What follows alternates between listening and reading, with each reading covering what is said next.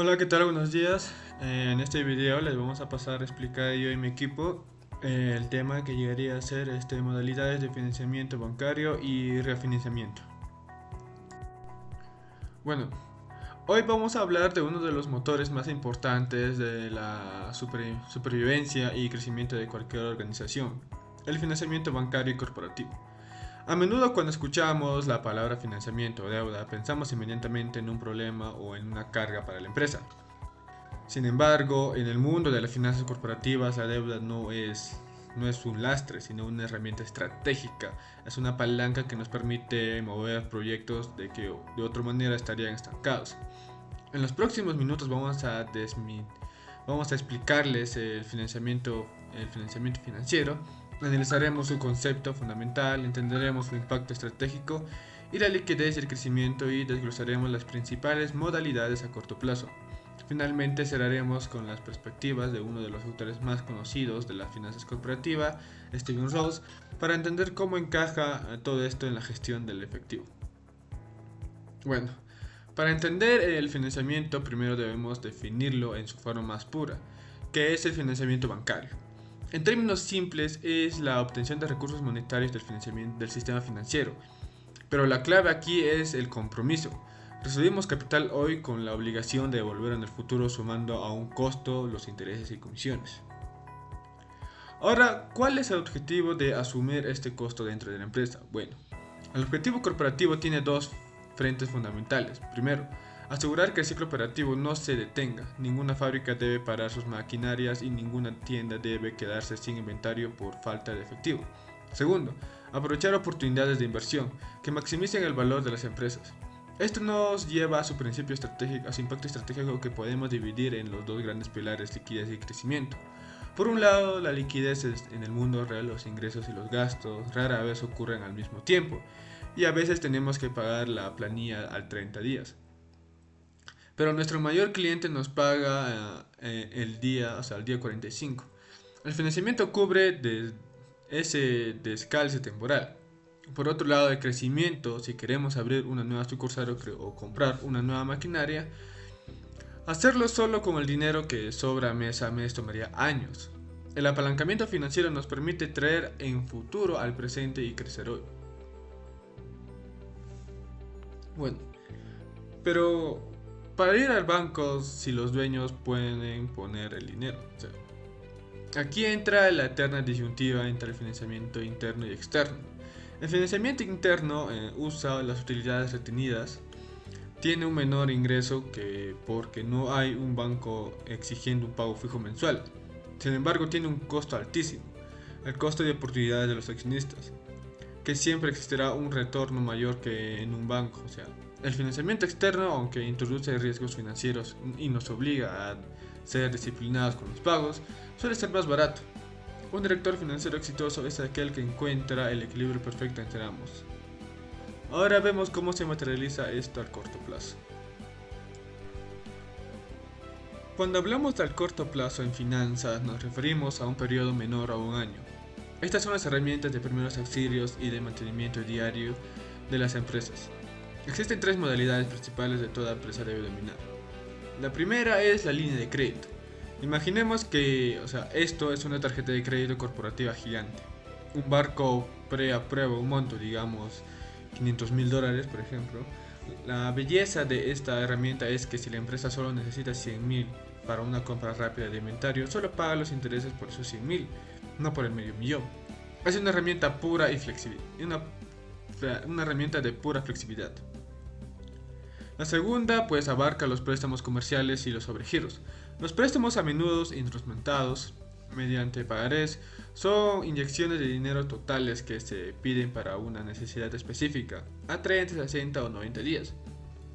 Por el contrario, los sobregiros son facilidades de emergencia. Si nos quedamos en rojos en las cuentas corrientes al pagar a un proveedor, el banco nos cubre, pero con cuidado.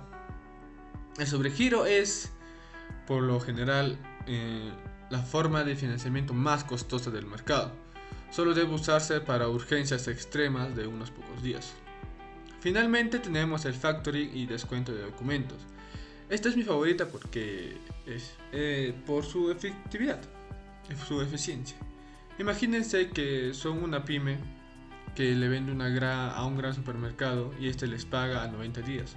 Ustedes no pueden esperar 3 meses para pagarles a sus propios trabajadores con el factoring.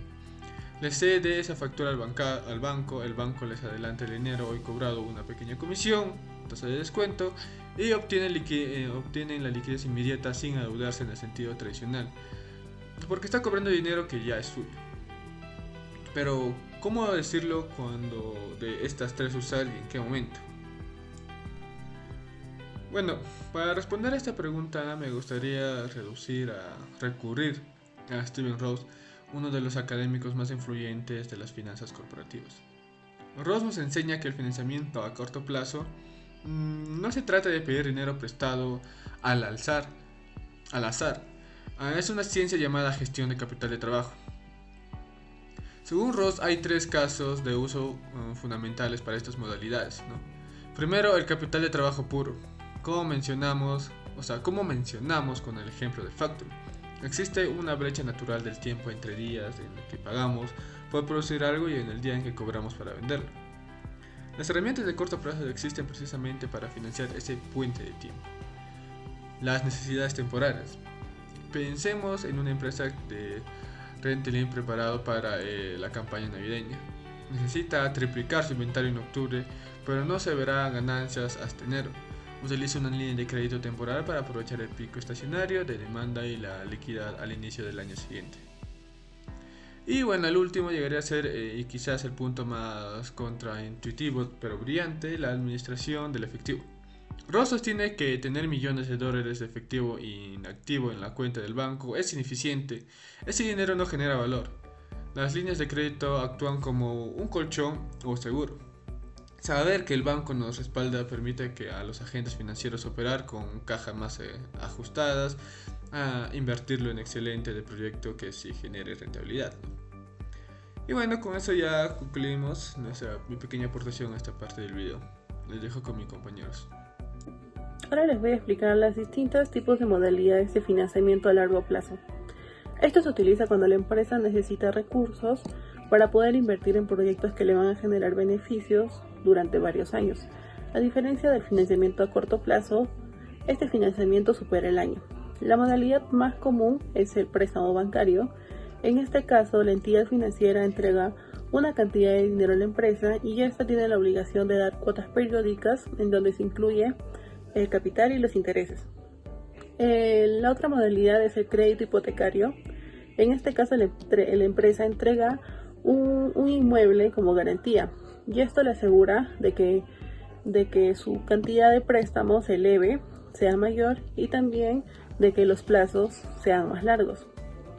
La siguiente modalidad es el arrendamiento financiero o también llamado leasing.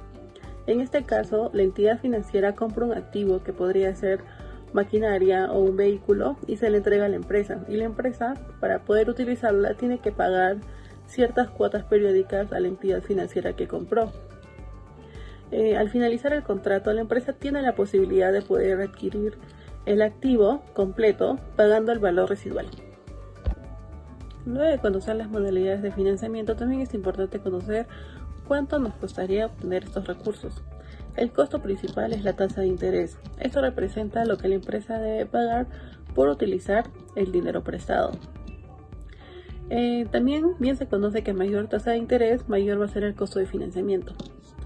Además de los intereses, algunos bancos solicitan comisiones, ya sea por el desembolso del dinero, por la evaluación del crédito o por la administración del préstamo.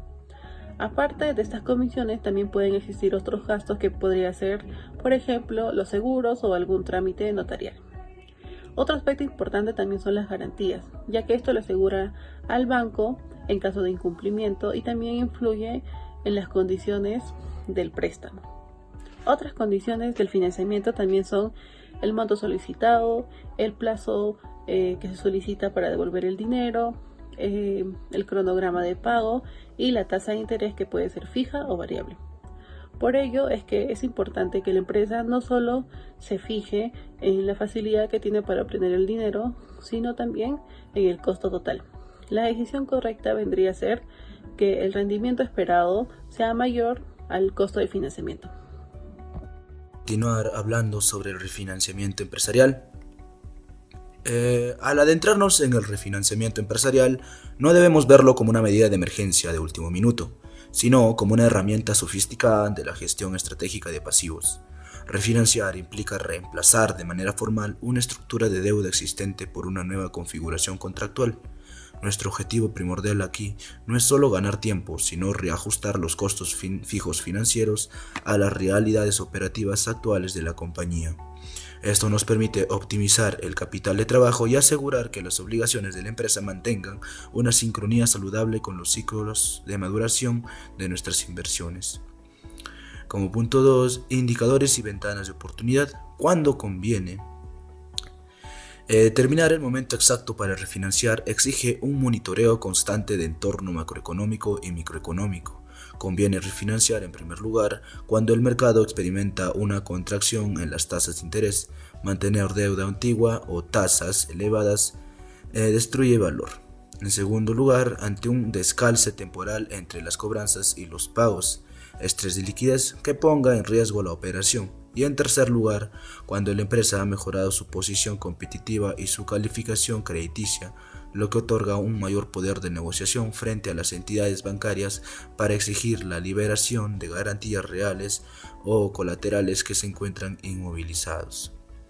Hablando ahora sobre los mecanismos operativos, reestructuración, consolidación y modificación de condiciones. Para ejecutar esto, las finanzas corporativas nos ofrecen tres vías principales: la consolidación de deudas, que unifican las múltiples obligaciones dispersas en un solo acreedor, reduciendo drásticamente las comisiones de mantenimiento y simplificando el control operativo. La renegociación de tasas mutando, por ejemplo, de una tasa variable a una fija si prevemos inflación o alzas de tasas en el futuro de mercado. Y finalmente, la ampliación de plazos que disminuye la presión sobre las cuotas mensuales de amortización, inyectando oxígeno puro a la liquidez corriente, aunque esto signifique una mayor permanencia del pasivo en el balance. Balance de beneficios y riesgos financieros. Como directores financieros, todo beneficio tiene una contrapartida de riesgo que evaluar. El beneficio obvio es el alivio inmediato del flujo de caja y la reducción de la probabilidad de caer en un default técnico o quiebra.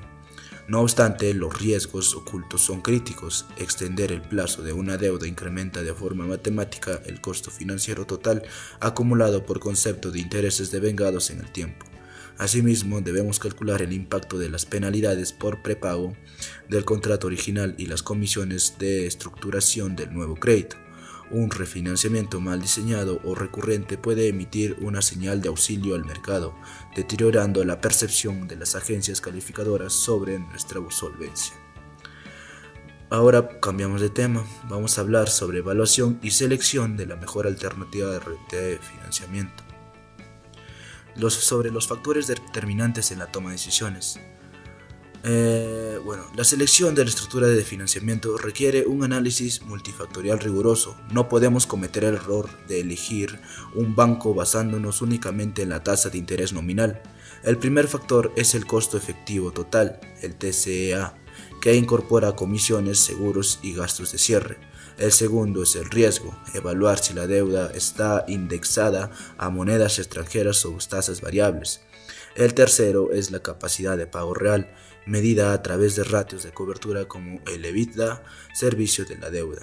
Finalmente, el impacto en el endeudamiento. Un exceso de deuda eleva el riesgo financiero y restringe la capacidad de maniobra futura, impactando directamente en la rentabilidad esperada por los accionistas. Y hablando sobre la integración teórica del enfoque de Stephen Rose, es indispensable conectar estas decisiones con el marco teórico expuesto por Stephen Rose en sus fundamentos de finanzas corporativas. Rose señala con total claridad que la meta de cualquier decisión de financiamiento debe ser maximizar el valor de la empresa y en consecuencia minimizar el costo de capital promedio ponderado, el WACC. La elección de una alternativa de financiamiento no es aislada, define la estructura de capital de la firma. Según las teorías financieras modernas, la inclusión de deuda es eficiente porque genera un escudo fiscal. Los intereses reducen la base imponible del impuesto a la renta, pero el límite óptimo se alcanza justo antes de que los costos de las dificultades financieras superen dicha ventaja fiscal.